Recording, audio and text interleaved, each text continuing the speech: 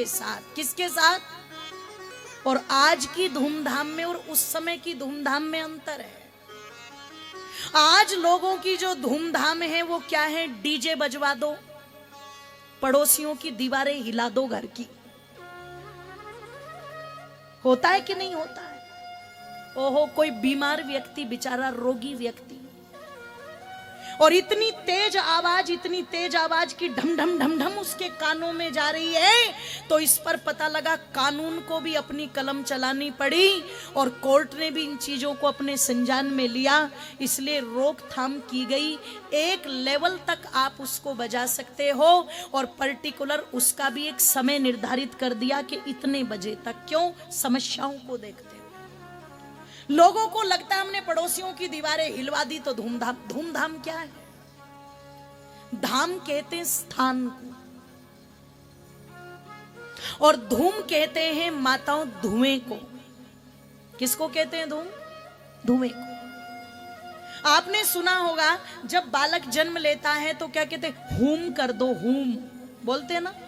हरियाणा में बोला जाता है, फरीदाबाद का मुझे नहीं पता, लेकिन जिस क्षेत्र से चल करके मैं आई हूं वहां ये शब्द खूब चलता है। हूम है आज बालक का, तो वो जो हूम शब्द है वो धूम शब्द से निकला हुआ है। हूम क्या करते हैं? वो एक अग्यारी पर कुछ सामग्री डालकर के आचार्य जी धुआं कर देते हैं।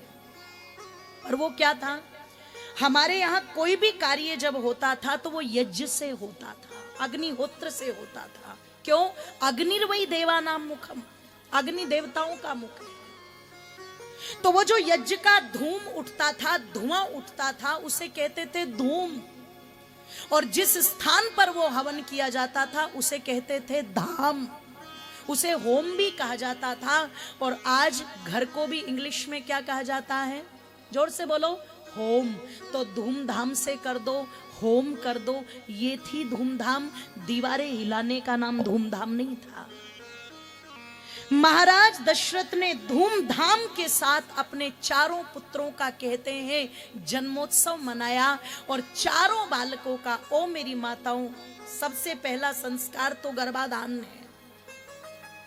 दूसरा संस्कार कौन सा है जी?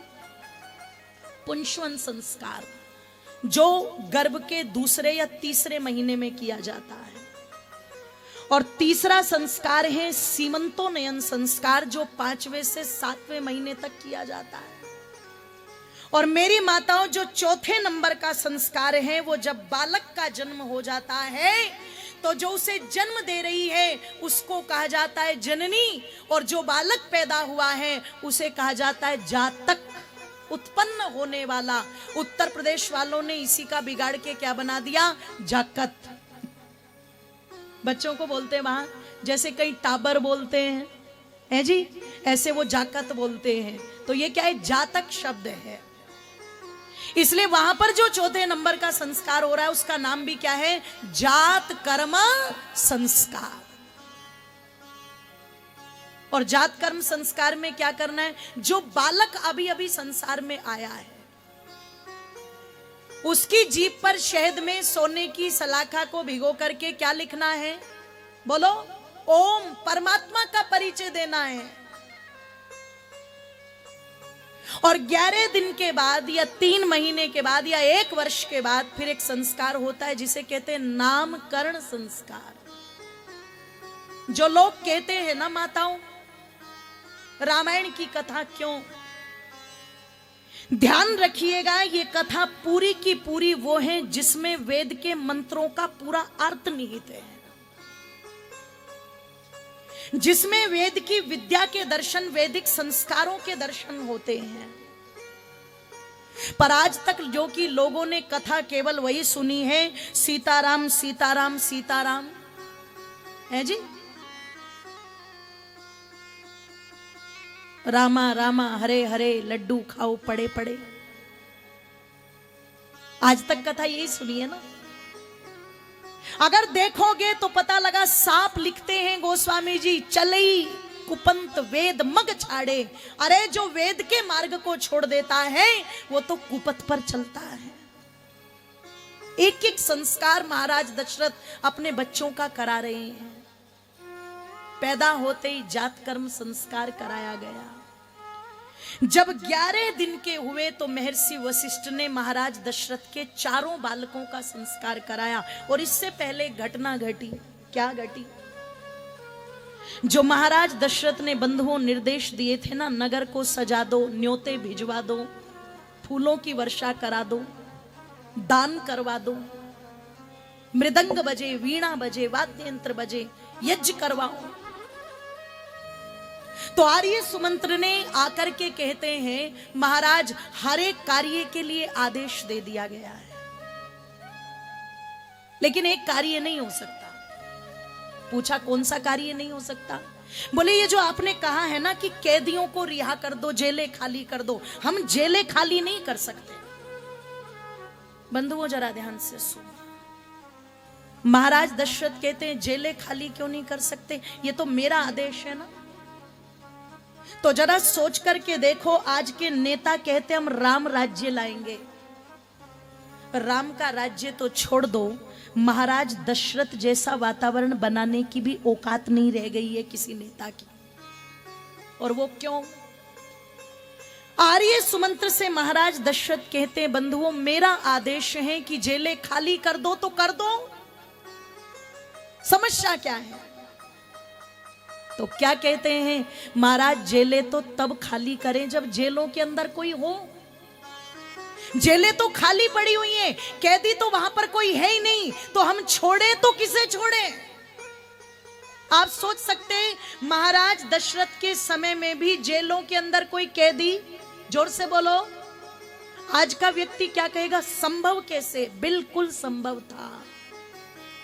नमेस्ते नो जनपदे न कदरियो न मद्यपे।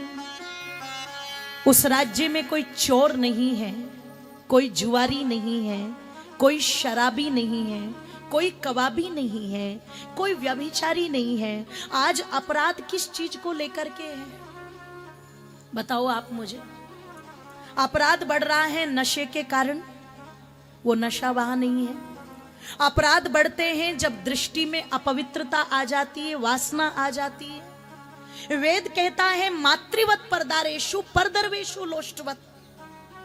अगर एक पुरुष अपना दृष्टिकोण बना ले कि जो आयु में बड़ी है वो मेरे लिए मां होंगी, जो बराबर की है मैं उन्हें बहन की दृष्टि से देखूंगा, और जो छोटी है वो मेरे लिए बेटी के समान होंगी। आप चिंतन करना, विचार करना, क्या कोई व्यभिचार की नौबत आएगी? जोर से बोलो। और कह दूं, जहां पुरुष चरित्रवान है वहां नारियां भी चरित्रवान होती हैं, और जहां पुरुष का चरित्र बिगड़ जाए वहां नारियों के भी चरित्र को बिगड़ने में कोई देर नहीं लगती। आप चिंतन करना।